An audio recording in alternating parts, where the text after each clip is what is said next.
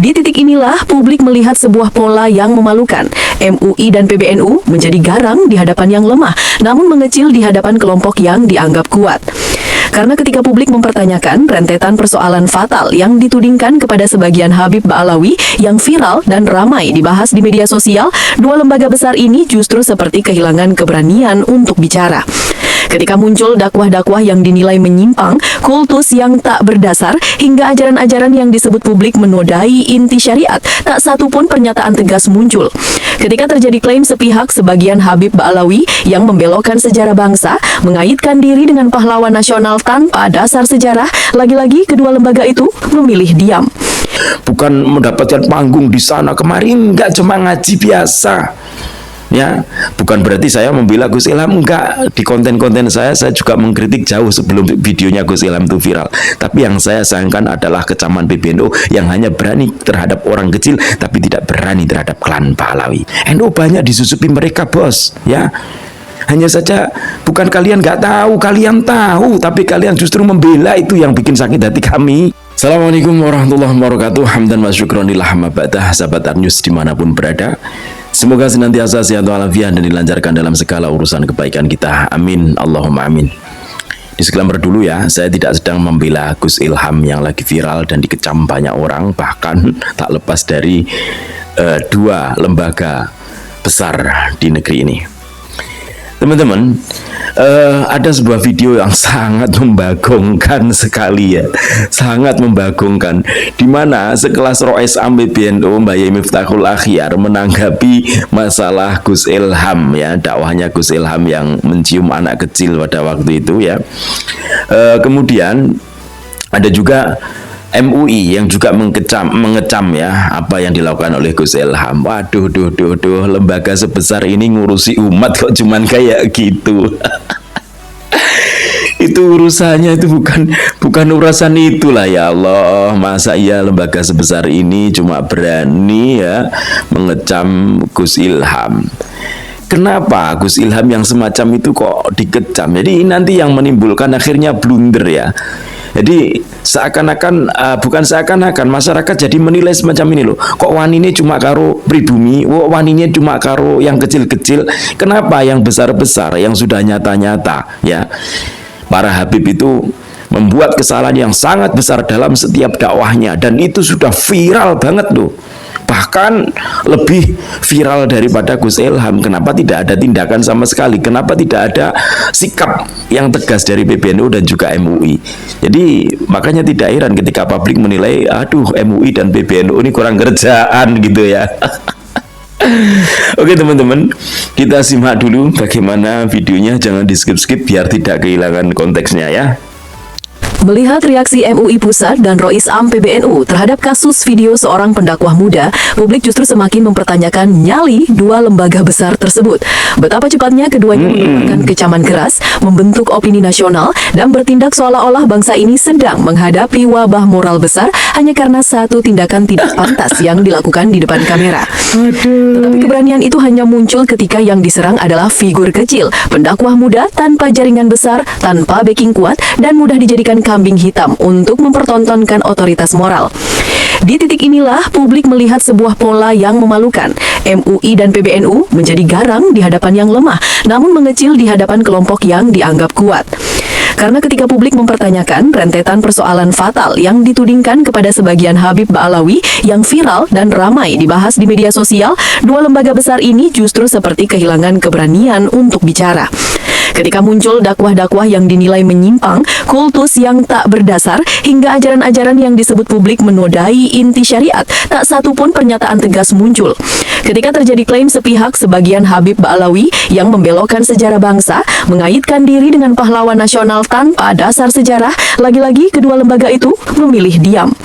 Dan puncak ironi adalah ketika di media sosial beredar banyak kesaksian publik terkait dugaan perilaku sebagian kecil Habib Ba'alawi yang menikahi perempuan pribumi lalu menceraikan mereka setelah memiliki anak. isu yang jelas memicu kegelisahan sosial luas. Isu sebesar ini tidak pernah disentuh, tidak pernah dibahas, tidak pernah ditanggapi. Tidak ada investigasi, tidak ada klarifikasi, tidak ada keberanian untuk sekadar membuka diskusi. Semuanya seolah menjadi wilayah terlarang bagi MUI maupun PBNU.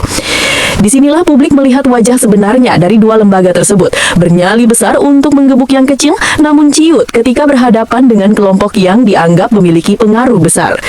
MUI dan PBNU tampak hanya berani ketika resikonya kecil, ketika pengaruh lawan minim, ketika tidak ada potensi benturan dengan kelompok yang punya jaringan kuat. Selektivitas moral semacam ini bukan hanya memalukan, tetapi juga berbahaya karena ia menunjukkan bahwa keberanian moral yang seharusnya menjadi ciri ulama justru berubah menjadi keberanian yang dipilih-pilih, gagah terhadap pihak yang tak bisa menawan, dan pengecut terhadap pihak yang bisa membalas.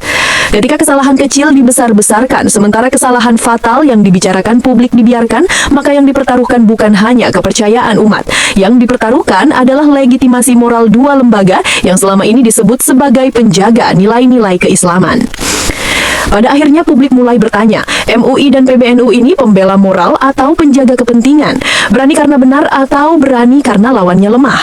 Dan selama dua lembaga besar itu terus memilih diam terhadap isu yang lebih besar, publik tahu jawaban yang sebenarnya, bahwa yang hilang bukan sekadar wibawa, tetapi nyali yang seharusnya dimiliki mereka yang mengaku membawa suara umat.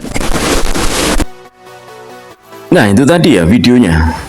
Bagaimana tidak geram kita ya melihat tingkah daripada elit-elit di PBNU yang sangat-sangat lucu dan memalukan.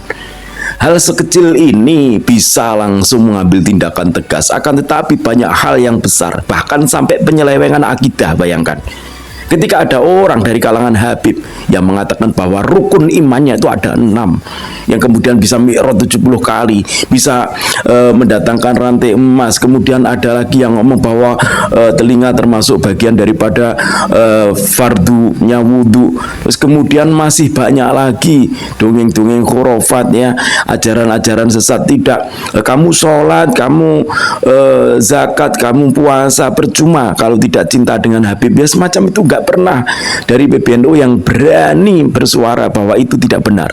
Kenapa PBNU kok nyalinya cuma kayak gitu? Kenapa MUI kok nyalinya cuma sekecil itu? Bahkan dari Gus Fahru Rozi sendiri katanya sudah mendorong kepada MUI untuk adanya sertifikasi pendakwah ya. Akan tetapi apa yang dilakukan? Mereka nggak berani karena apa? Karena banyak dari kalangan para Alawi yang akan tidak lolos. Kalau ada sertifikasi pendakwah, maka dari klan-klan Alawi banyak yang tidak lolos karena mereka memang rata-rata tidak bisa ngaji. Nggak usah lah ngaji kitab kuning, nggak usah lah ngaji kitab gundul, nggak usah. Ngaji Quran sajalah, tes coba mereka tuh ngaji Quran coba. Saya pengen tahu, mereka belum ada ya, yang mereka yang punya panggung-panggung kemudian ngaji Quran itu belum ada. Sejauh ini adakah? Coba tunjukkan satu saja di antara para Habib itu yang hafal Quran coba, yang kemudian menjadi imam besar ya, bukan imam besar di Jiksiya, bukan, menjadi imam besar dalam masjid, coba menjadi imam yang sholat fardu ya, sholat maktubah, coba ada? Nggak ada sama sekali, nggak ada di antara mereka. Karena apa? Karena gak ada gajinya. Lebih enak dawir, dongeng ke sana, dongeng ke sini tanpa ilmu, tapi lancar bayarannya, lancar pendawirannya. Ini apakah PBNU kemudian berpikir dengan itu? Kemudian adanya sejarah NU yang dibelok-belokkan, apakah PBNU berpikir ke situ? Enggak kan? Adakah PBNU mengkanter itu semuanya? Gak ada gerakan semacam itu. Apalagi dari Mbah Rois. Mbah Rois sama sekali ya, sama sekali istilahnya gak ada keberanian melawan klan Alawi. Entah kenapa, kita juga nggak tahu alasannya apa. Sedari dulu ketika ada orang yang mengomentari atau mengkritik klan Alawi, seakan-akan justru pasang badan. Mbah Rais ini kan aneh, ya kan?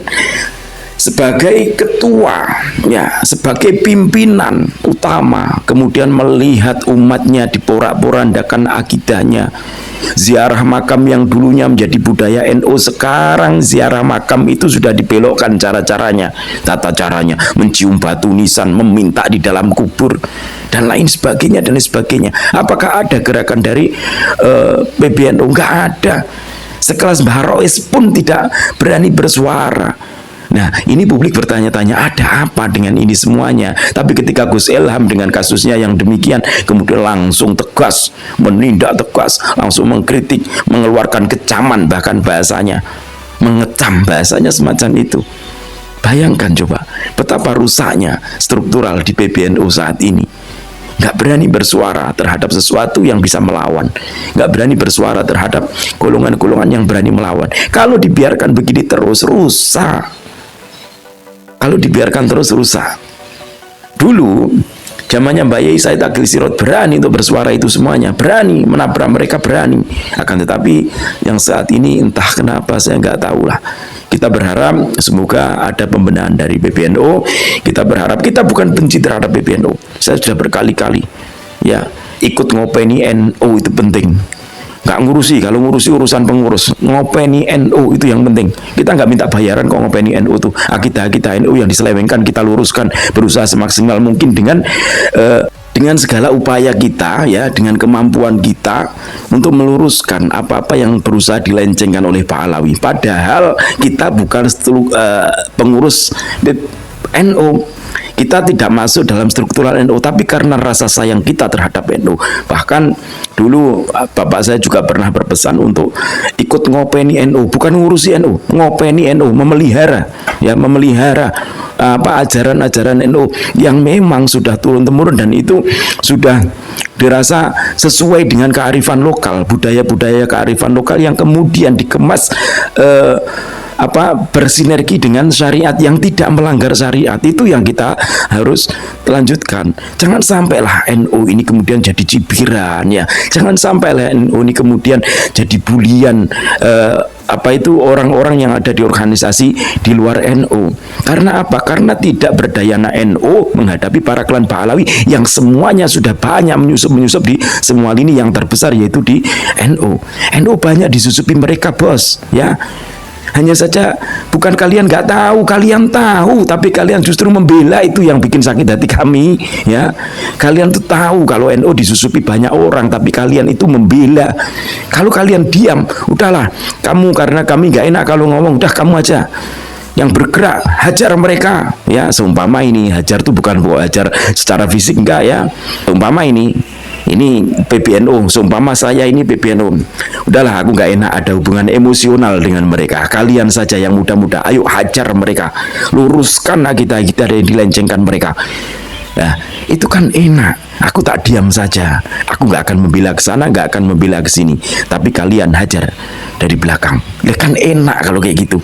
Nah, ini enggak. Kita yang berusaha meluruskan tanpa adanya bayaran sepeser pun, tanpa adanya kepentingan jabatan apapun, kemudian yang meluruskan malah dianggap tidak mencintai dzurriyyah Nabi. Kan salah kaprah di situ. Oke ya, semoga video ini bermanfaat. Ambil sisi positifnya dan buang sisi negatifnya. Wallahul muwaffiq ila aqwamit thoriq. Assalamualaikum warahmatullahi wabarakatuh. Salam NKRI.